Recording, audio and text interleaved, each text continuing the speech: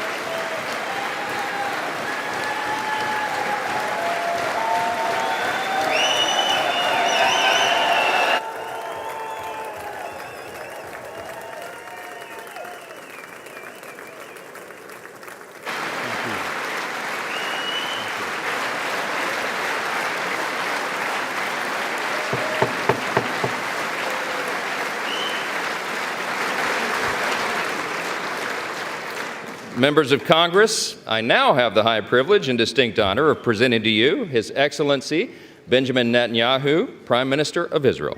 Thank you.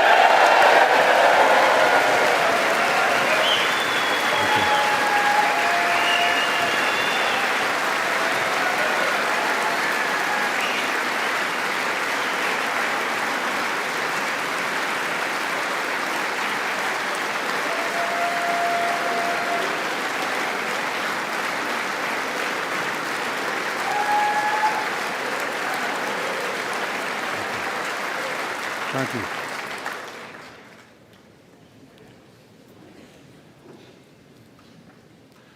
Speaker of the House, Mike Johnson, Senator Ben Cardin, Minority Leader Hakeem Jeffries, Senate Majority Leader Chuck Schumer, Senate Minority Leader Mitch McConnell, Senators, members of Congress, distinguished guests. Mr. Speaker, I want to thank you for giving me the profound honor of addressing this great citadel of democracy for the fourth time.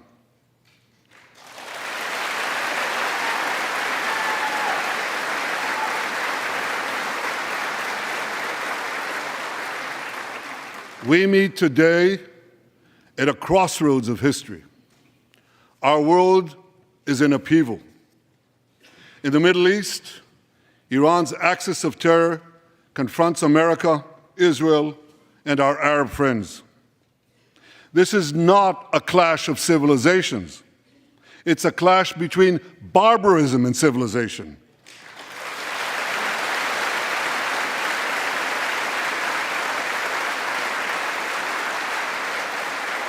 It's a clash between those who glorify death and those who sanctify life.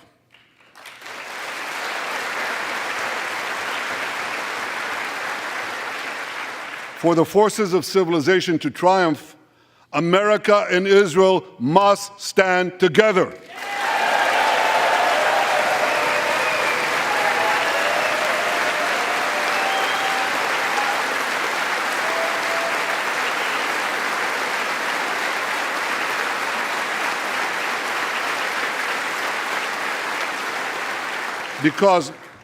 Because when we stand together, something very simple happens. We win, they lose.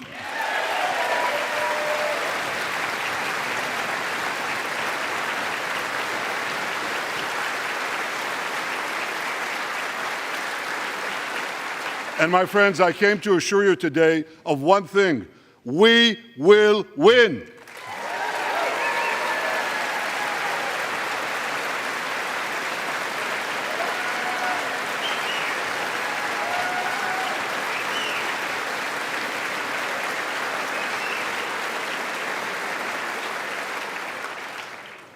Ladies and gentlemen, like December 7th, 1941, and September 11th, 2001, October 7th is a day that will forever live in infamy.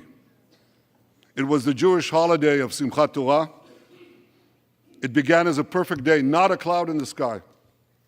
Thousands of young Israelis were celebrating at an outdoor music festival.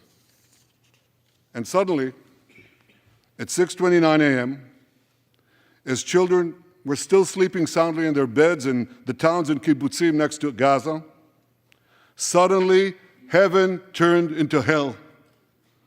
3,000 Hamas terrorists stormed into Israel.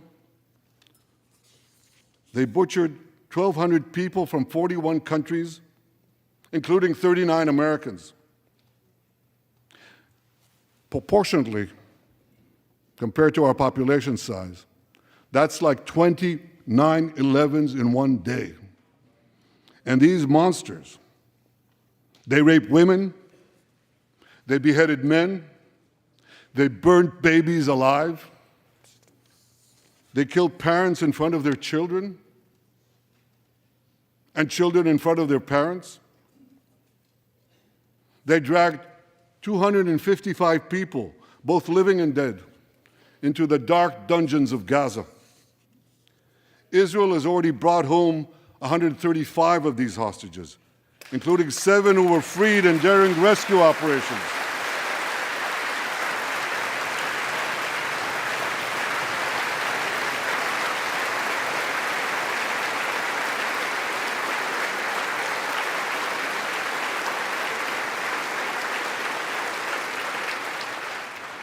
One of those freed hostages, Noor Gamani, is here in the gallery, sitting near my wife, Sarah. On the morning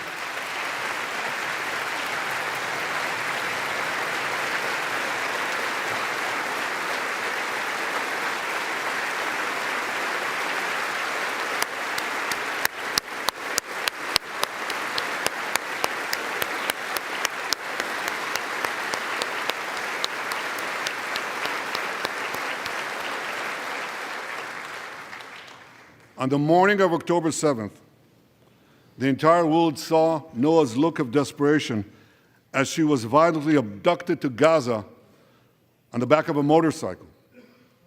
I met Noah's mother, Leora, a few months ago. She was dying of cancer. She said to me,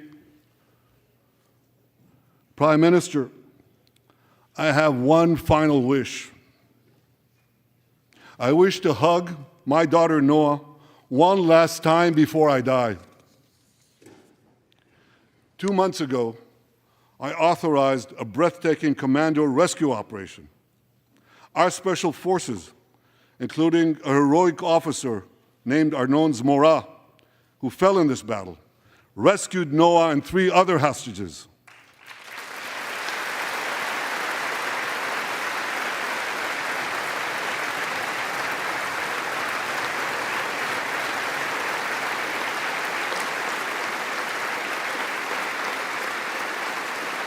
Noah,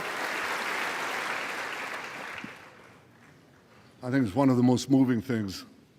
When Noah was reunited with her mother Leora, and her mother's last wish came true. Noah, we're so thrilled to have you with us today. Thank you.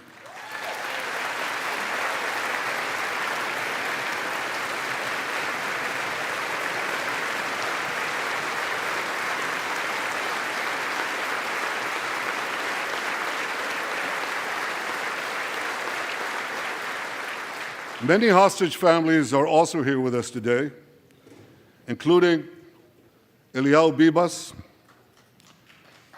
Eliyahu Bibas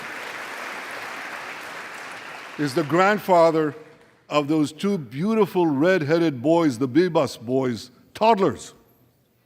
And they were taken hostage with their mother and Eliyahu's son. The entire family was taken hostage.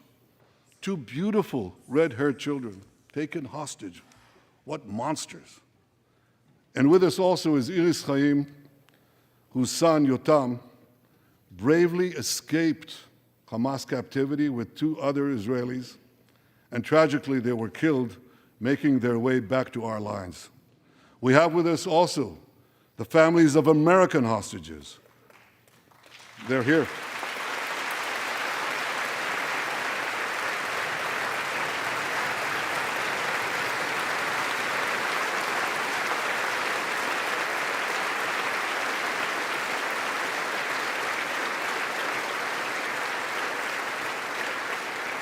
The pain these families have endured is beyond words.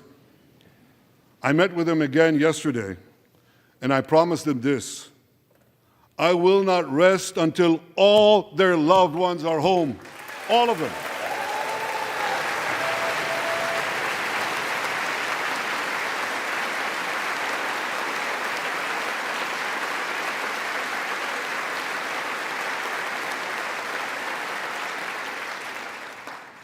As we speak, we're actively engaged in intensive efforts to secure their release, and I'm confident that these efforts can succeed. Some of them are taking place right now.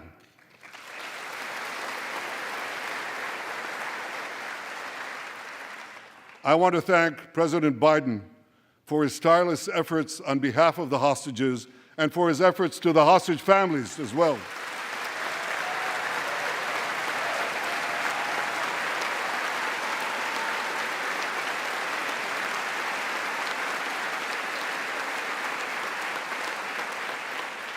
I thank President Biden for his heartfelt support for Israel after the savage attack on October 7th. He rightly called Hamas sheer evil. He dispatched 2 aircraft carriers to the Middle East to deter a wider war. And he came to Israel to stand with us during our darkest hour, a visit that will never be forgotten.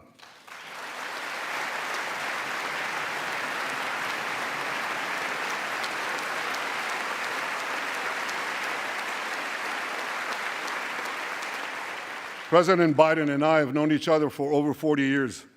I want to thank him for half a century of friendship to Israel and for being, as he says, a proud Zionist. Actually, he says, a proud Irish-American Zionist.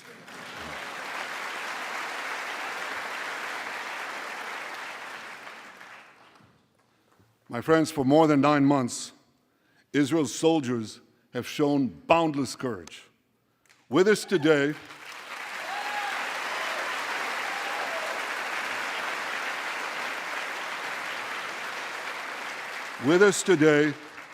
is Lieutenant Avichai Reuven.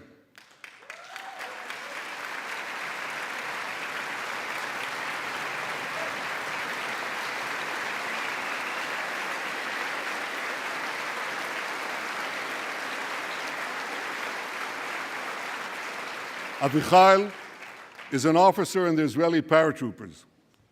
His family immigrated to Israel from Ethiopia. In the early hours of October 7th, Avichai heard the news of Hamas's bloody rampage. He put on his uniform, grabbed his rifle, but he didn't have a car. So he ran 8 miles to the front lines of Gaza to defend his people.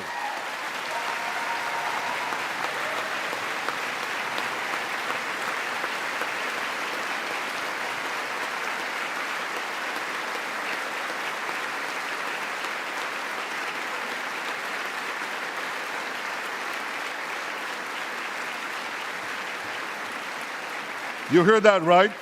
He ran 8 miles, came to the front lines, killed many terrorists, and saved many, many lives. Avichai, we all honor your remarkable heroism. Another Israeli is with us here today, and he's stand up right next to Avichai. This is Master Sergeant Ashraf al-Bakhiri.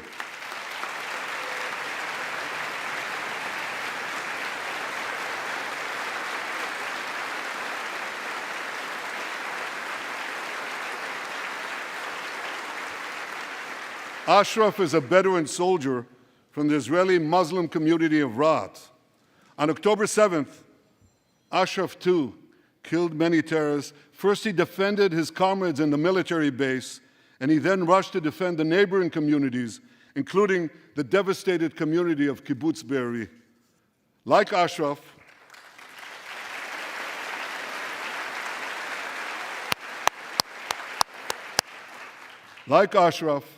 the Muslim soldiers of the IDF fought alongside their Jewish, Druze, Christian, and other comrades in arms with tremendous bravery.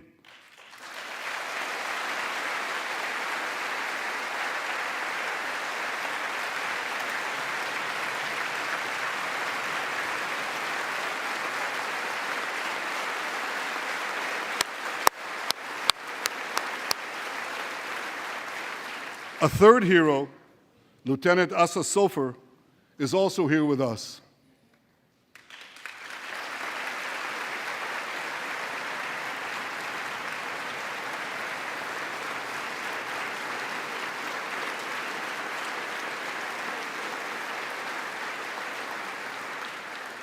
Asa fought as an officer in the Tank Corps, and he was wounded in battle. He was wounded in battle while protecting his fellow soldiers from a grenade. He lost his right arm and the vision in his left eye. He's recovering, and incredibly, within a short time, Asa will soon return to active duty as a commander of a tank company.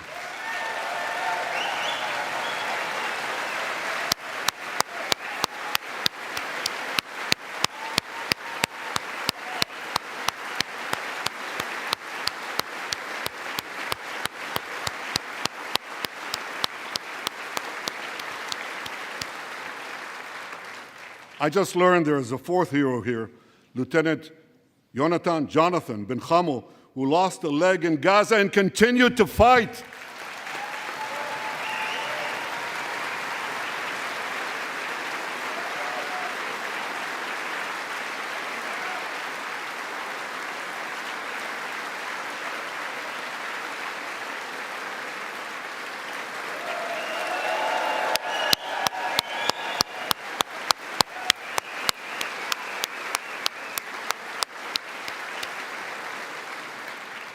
My friends, these are the soldiers of Israel, unbowed, undaunted, unafraid.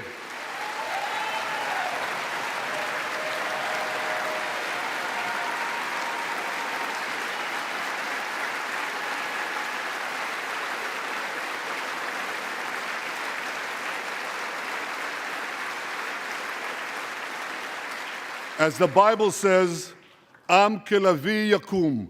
They shall rise like lions. They have risen like lions. The lions of Judah, the lions of Israel.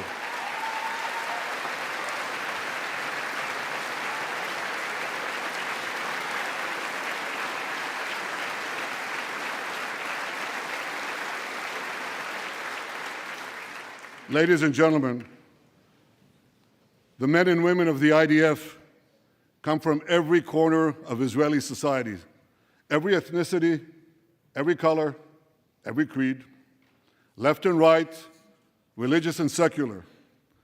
All are imbued with the indomitable spirit of the Maccabees, the legendary Jewish warriors of antiquity. With us today is Yechiel Leiter, the father of one of those Maccabees. Yechiel's father escaped the Holocaust and found refuge in America. As a young man, Yechiel moved to Israel and raised a family of 8 children. He named his eldest son, Moshe, after his late father. Moshe became an exemplary officer in one of our elite commando units. He served with distinction for 2 decades while raising 6 beautiful children of his own. On October 7th, Moshe volunteered to return to combat. 4 weeks later, he was killed when a booby-trapped mine exploded in a tunnel shaft right next to a mosque. At his son's funeral, Yechiel said this: "If the state of Israel had not been established after the Holocaust, the image engraved in our collective memory would have been the photograph of that helpless Jewish boy in the Warsaw Ghetto holding his hands up in the air with Nazi rifles pointed at him. But because of the birth of Israel," Yechiel continued, "because of the courage of soldiers like my son Moshe, the Jewish people are no longer helpless in the face of our enemies."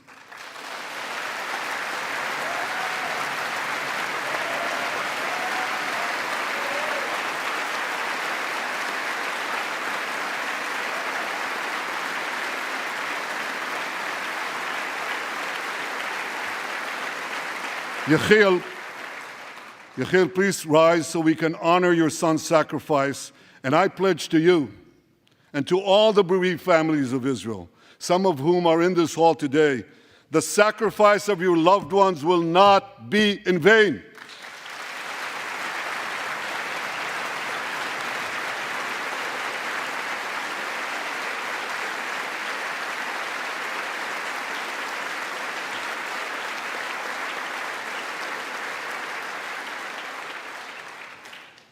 It will not be in vain because for Israel, never again must never be an empty promise. It must always remain a sacred vow. And after October 7th, never again is now.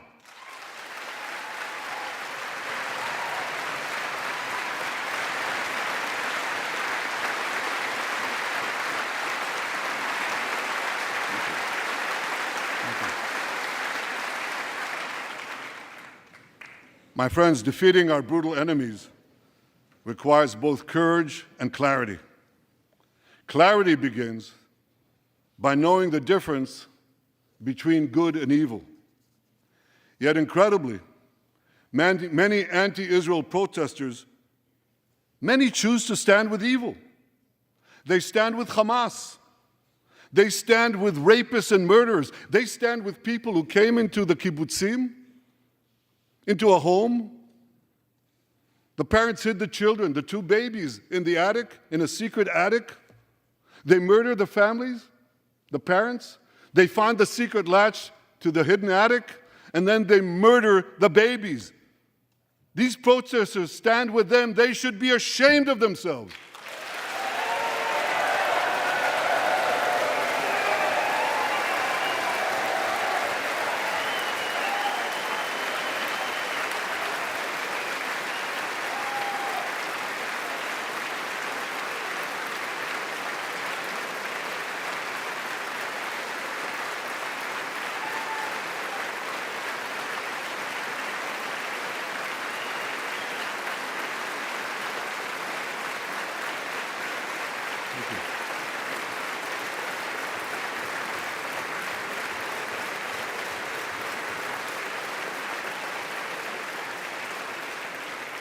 They refuse to make the simple distinction between those who target terrorists and those who target civilians, between the democratic state of Israel and the terrorist thugs of Hamas. We recently learned from the National Security Director, U.S. Director of National Intelligence, that Iran is funding and promoting anti-Israel protests in America. They want to disrupt America. So these protesters burn American flags even on the 4th of July. And I wish to salute the fraternity brothers at the University of North Carolina who protected the American flag against these anti-Israel protesters.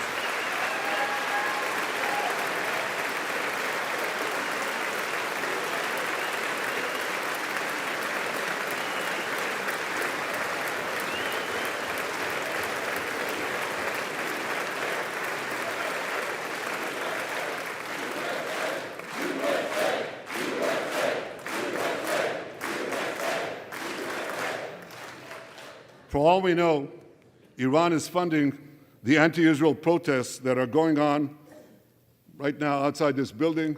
Not that many, but they're there, and throughout the city. Well, I have a message for these protesters. When the tyrants of Tehran, who hang gays from cranes and murder women for not covering their hair, are praising, promoting, and funding you, you have officially become Iran's useful idiots.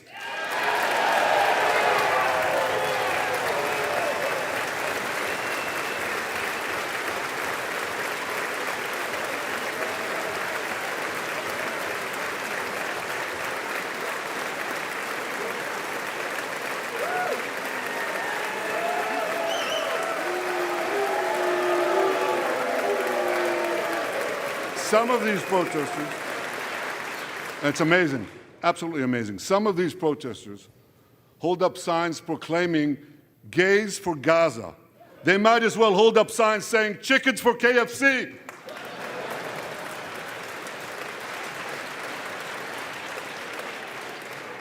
These protesters chant from the river to the sea, but many don't have a clue what river and what sea they're talking about. They not only get an F in geography, they get an F in history. They call Israel a colonialist state? Don't they know that the land of Israel is where Abraham, Isaac, and Jacob prayed, where Isaiah and Jeremiah preached, and where David and Solomon ruled?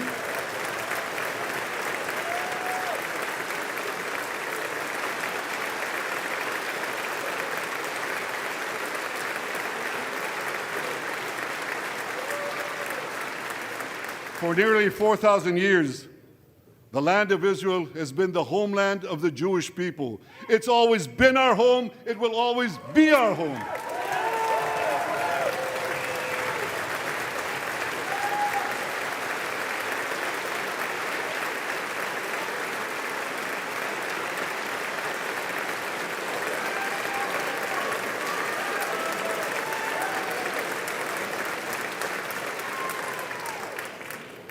It's not only the campus protesters who get it wrong. It's also the people who run those campuses. 80 years after the Holocaust, the presidents of Harvard, Penn, and I'm ashamed to say my alma mater, MIT, couldn't bring themselves to condemn the calls for the genocide of Jews. You remember what they said? They said, it depends on the context. Well, let me give these befuddled academics a little context.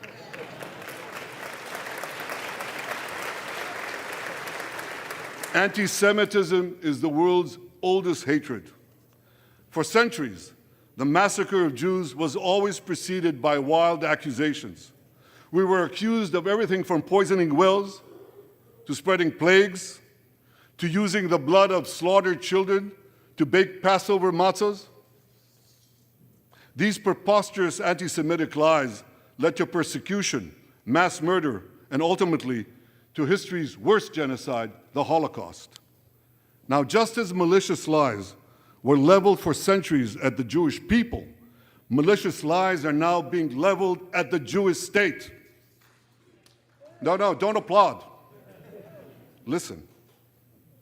The outrageous slanders that paint Israel as racist and genocidal are meant to delegitimize Israel, to demonize the Jewish state, and to demonize Jews everywhere. And no wonder we've witnessed an appalling rise of anti-Semitism in America and around the world.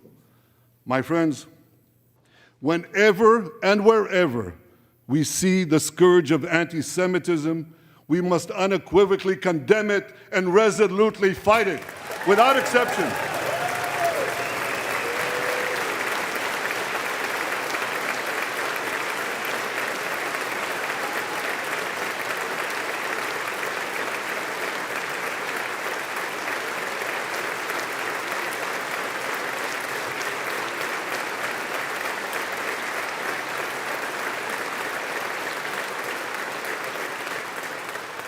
And don't be fooled when the blood libels against the Jewish state come from people who wear fancy silk robes and speak in lofty tones about law and justice. Here's a case in point. The prosecutor of the International Criminal Court has shamefully accused Israel of deliberately starving the people of Gaza. This is utter, complete nonsense. It's a complete fabrication.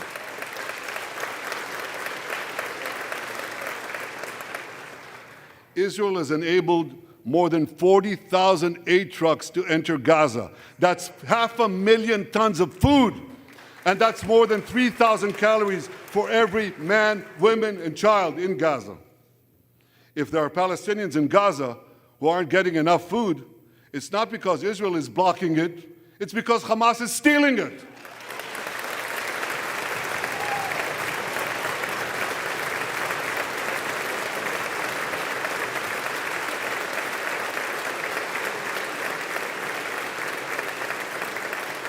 So much for that lie, but here's another. The ICC prosecutor accuses Israel of deliberately targeting civilians. What in God's green earth is he talking about? The IDF has dropped millions of flyers, sent millions of text messages, made hundreds of thousands of phone calls to get Palestinian civilians out of harm's way. But at the same time, Hamas does everything in its power to put Palestinian civilians in harm's way. They fire rockets from schools, from hospitals, from mosques. They even shoot their own people when they try to leave the war zone. A senior Hamas official, Fatri Hamad, boasted, listen to this, he boasted that Palestinian women and children excel at being human shields. His words, excel at being human shields. What monstrous evil. For Israel, every civilian death is a tragedy. For Hamas, it's a strategy. They actually want Palestinian civilians to die so that Israel will be smeared in the international media and be pressured to end the war before it's won. This would enable Hamas to survive another day and, as they vowed, to carry out October 7th again and again and again. Well, I want to assure you, no matter what pressure is brought to bear, I will never allow that to happen.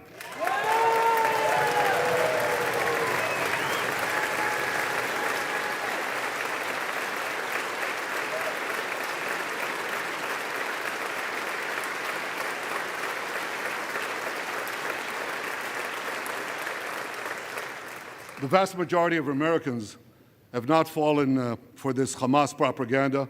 They continue to support Israel. And I want to say thank you, America, and thank you, senators and House members who continue to support us, continue to support Israel, continue to support the truth and see through the lies. But as for the minority that may have fallen for Hamas's cons job, I suggest you listen to Colonel John Spencer. John Spencer is head of urban warfare studies at West Point. He studied every major urban conflict. I was going to say in modern history. He corrected me, no, in history. Israel, he said, has implemented more precautions to prevent civilian harm than any military in history and beyond what international law requires.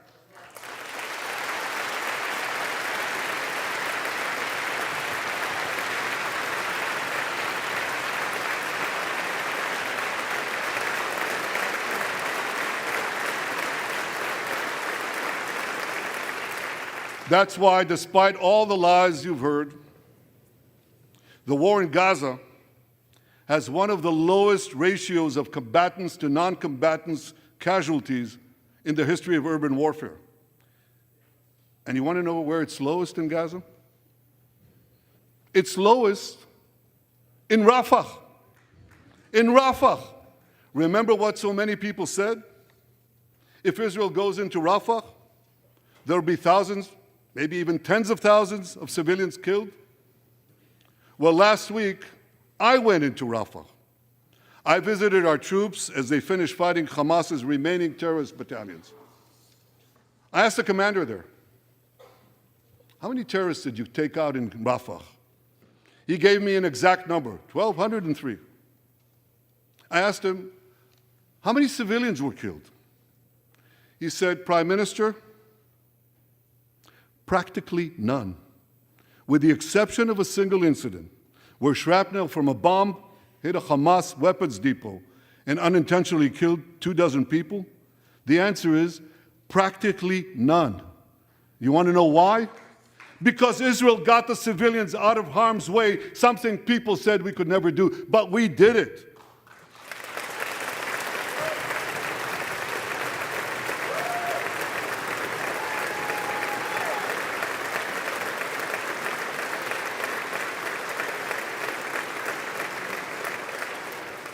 These heroes here today, the heroic soldiers of Israel, should not be condemned for how they're conducting the war in Gaza. They should be commended for it.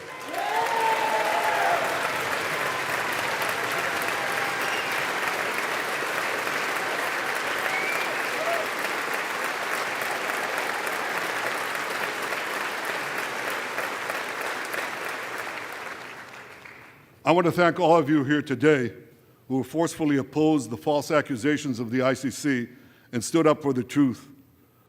These lies are not only libelous, they're downright dangerous. The ICC is trying to shackle Israel's hands and prevent us from defending ourselves.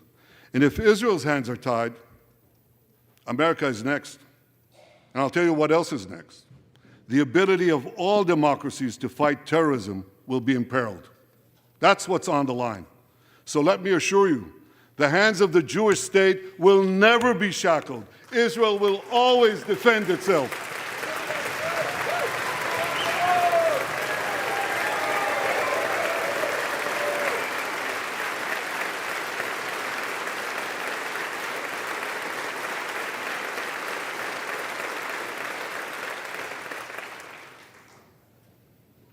My friends, in the Middle East, Iran is virtually behind all the terrorism, all the turmoil, all the chaos, all the killing. And that should come as no surprise. When he founded the Islamic Republic, Ayatollah Khomeini pledged, "We will export our revolution to the entire world." We will export the Islamic revolution to the entire world. Now ask yourself, which country ultimately stands in the way of Iran's maniacal plans to impose radical Islam on the world? And the answer is clear. It's America, the guardian of Western civilization and the world's greatest power.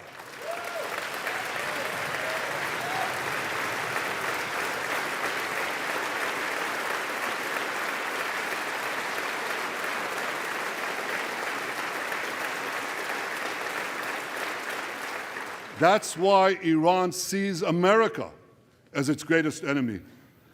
Last month, we heard a revealing comment, ostensibly about the war in Gaza, but about something else. It came from the foreign minister of Iran's proxy, Hezbollah, and he said this: "This is not a war with Israel. Israel," he said, "is merely a tool. The main war, the real war, is with America." Iran's regime has been fighting America from the moment it came to power. In 1979, it stormed the American embassy. It held scores of Americans hostage for 444 days. Since then, Iran's terrorist proxies have targeted America in the Middle East and beyond. In Beirut, they killed 241 U.S. servicemen. In Africa, they bombed American embassies. In Iraq, They supplied explosives to maim and kill thousands of American soldiers. In America, they actually sent death squads. They sent death squads here to murder a former Secretary of State and a former National Security Advisor. And as we recently learned, they even brazenly threatened to assassinate President Trump. But Iran understands that to truly challenge America, it must first conquer the Middle East. And for this, it uses its many proxies, including the Houthis, Hezbollah, and Hamas. Yet in the heart of the Middle East, standing in Iran's way, is one proud pro-American democracy, my country, the State of Israel.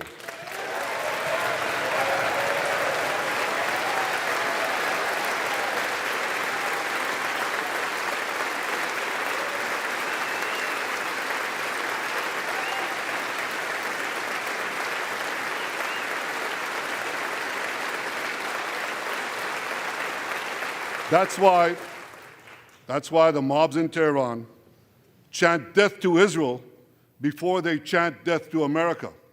For Iran, Israel is first, America is next. So when Israel fights Hamas, we're fighting Iran.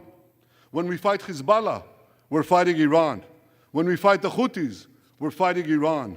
And when we fight Iran, we're fighting the most radical and murderous enemy of the United States of America. And one more thing. When Israel acts to prevent Iran from developing nuclear weapons that could destroy Israel and threaten every American city, every city that you come from, we're not only protecting ourselves, we're protecting you.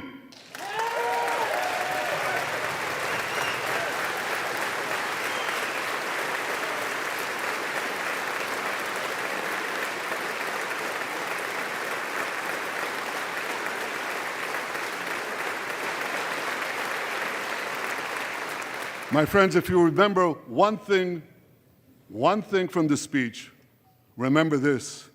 Our enemies are your enemies. Our fight is your fight. And our victory will be your victory.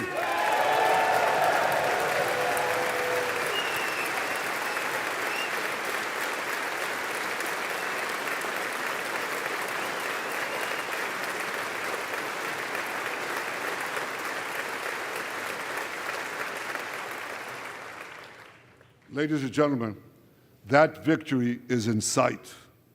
Israel's defeat of Hamas will be a powerful blow to Iran's axis of terror. Another part of that axis, Hezbollah, attacked Israel on October 8th, a day after the Hamas attack. It has launched thousands of missiles and drones against us. 80,000 of our citizens in northern Israel evacuated their homes, becoming effectively refugees in their own land. We are committed to returning them home. We prefer to achieve this diplomatically. But let me be clear. Israel will do whatever it must do to restore security to our northern border and return our people safely to their homes.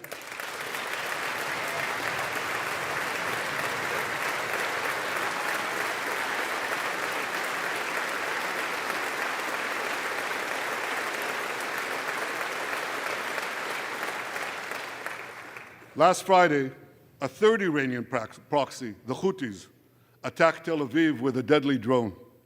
It exploded a few hundred feet from the American consulate, killing one person and injuring 9. On Saturday, I authorized a swift response to that attack. All our enemies should know this. Those who attack Israel will pay a very heavy price. And as we defend ourselves,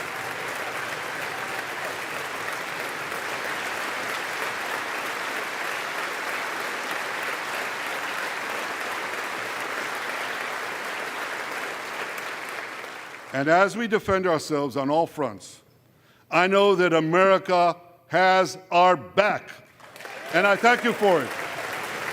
All sides of the aisle, thank you.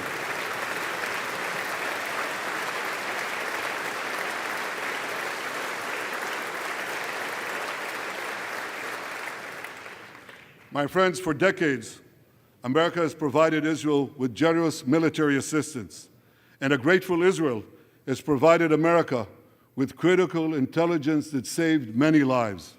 We've jointly developed some of the most sophisticated weapons on earth. I choose my words carefully. We've jointly developed some of the most sophisticated weapons on earth that help protect both our countries. And we also help keep American boots, we help keep Americans' boots off the ground while protecting our shared interests in the Middle East.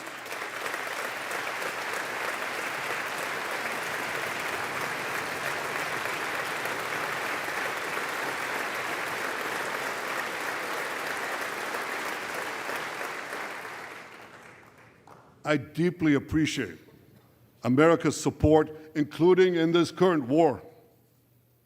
But this is an exceptional moment. Fast-tracking U.S. military aid can dramatically expedite an end to the war in Gaza and help prevent a broader war in the Middle East. In World War II, as Britain fought on the front lines of civilization, Winston Churchill appealed to Americans with these famous words: "Give us the tools and we'll finish the job." Today, as Israel fights on the front line of civilization, I too appeal to America. Give us the tools faster and we'll finish the job faster.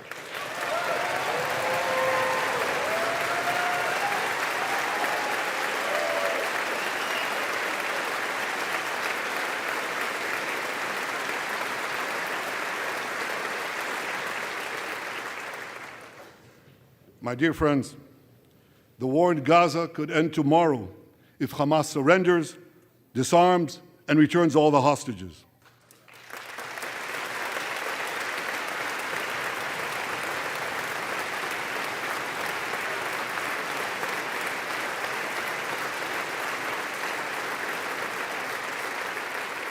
But if they don't, Israel will fight until we destroy Hamas's military capabilities, end its rule in Gaza, and bring all our hostages home.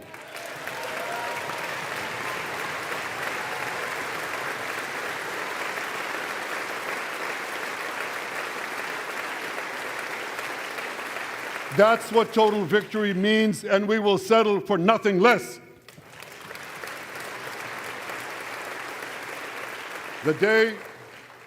The day after we defeat Hamas, a new Gaza can emerge.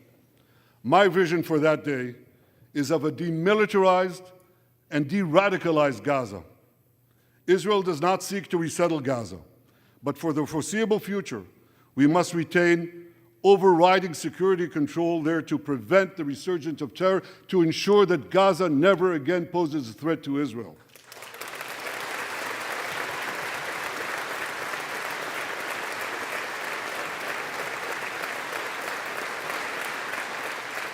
Gaza should have a civilian administration run by Palestinians who do not seek to destroy Israel. That's not too much to ask.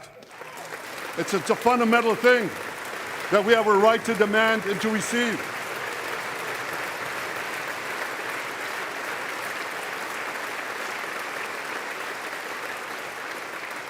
A new generation of Palestinians must no longer be taught to hate Jews, but rather to live in peace with us.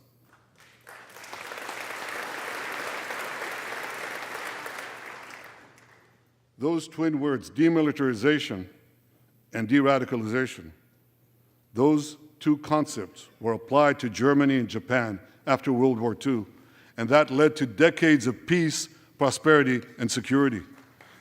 Following our victory,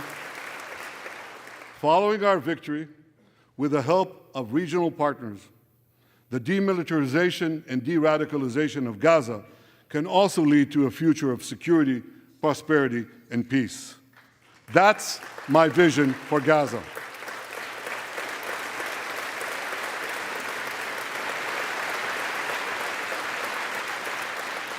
Now, here's my vision for the broader Middle East.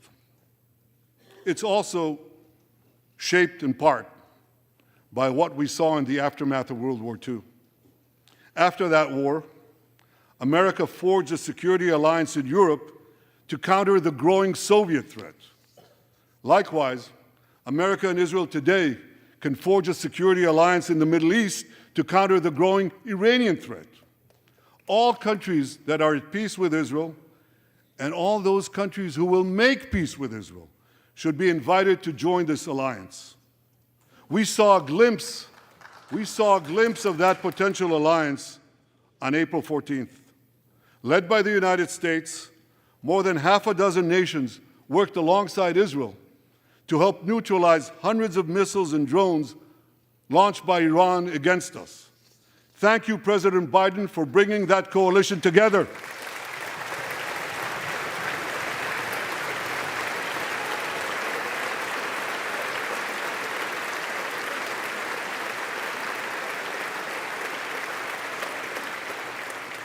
The new alliance I envision would be a natural extension of the groundbreaking Abraham Accords. Those accords saw peace forged between Israel and 4 Arab countries, and they were supported by Republicans and Democrats alike. We could call, I have a name for this new alliance. I think we should call it the Abraham Alliance.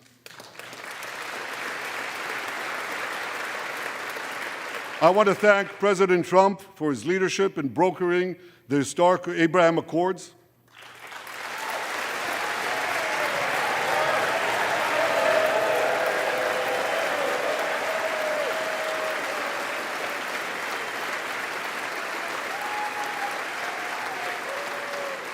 Like Americans, Israelis were relieved that President Trump emerged safe and sound from that dastardly attack on him, dastardly attack on American democracy. There is no room for political violence in democracies.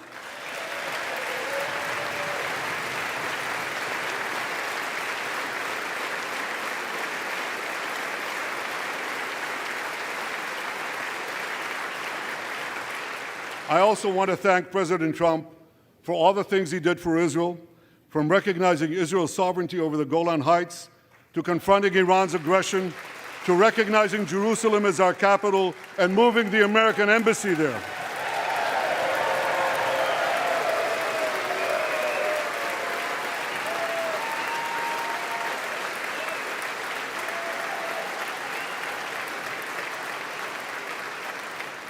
That's Jerusalem, our eternal capital, never to be divided again.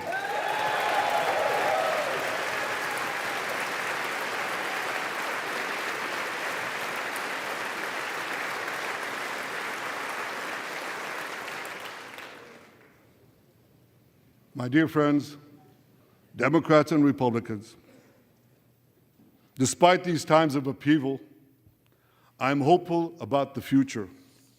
I'm hopeful about Israel because my people, the Jewish people, emerged from the depths of hell, from dispossession and genocide. And against all odds, we restored our sovereignty in our ancient homeland. We built a powerful and vibrant democracy, a democracy that pushes the boundaries of innovation for the betterment of all humanity. I'm hopeful about America because I'm hopeful about Americans. I know how much the people of this country have sacrificed to defend freedom. America will continue to be a force for light and good in a dark and dangerous world. For free peoples everywhere, America remains the beacon of liberty its extraordinary founders envisioned back in 1776.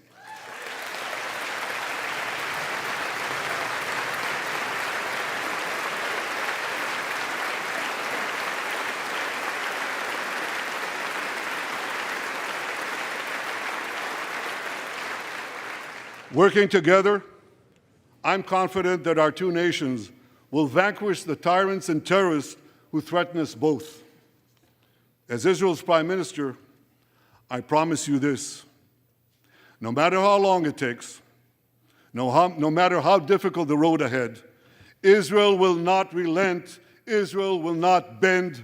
We will defend our land, we will defend our people, we will fight until we achieve victory. Victory over liberty, rather victory of liberty over tyranny, victory of life over death, victory of good over evil. That's our solemn commitment.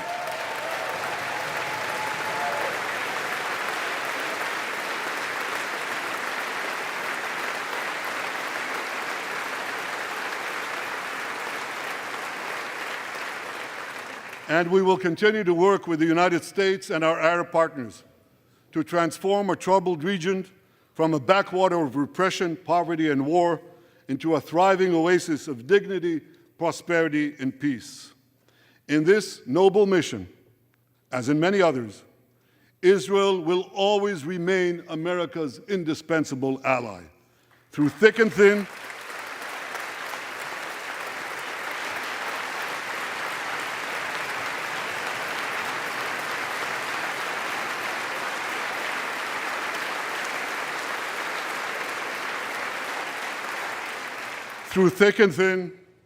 in good times and in bad, Israel will always be your loyal friend and your steadfast partner.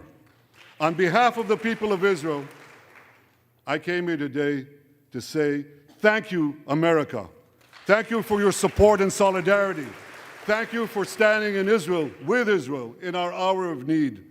Together we shall defend our common civilization. Together we shall secure a brilliant future for both our nations.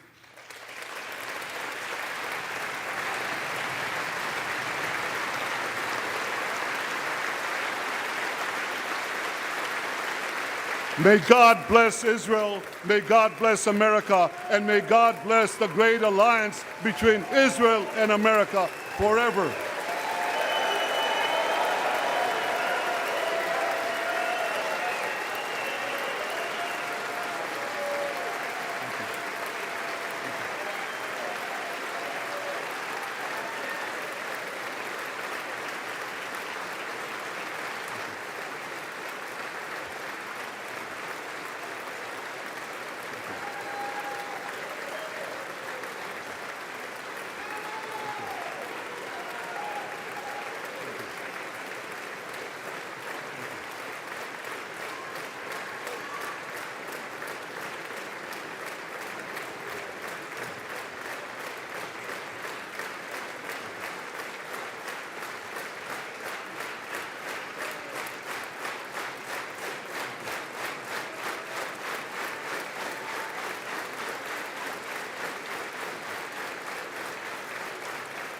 Thank you.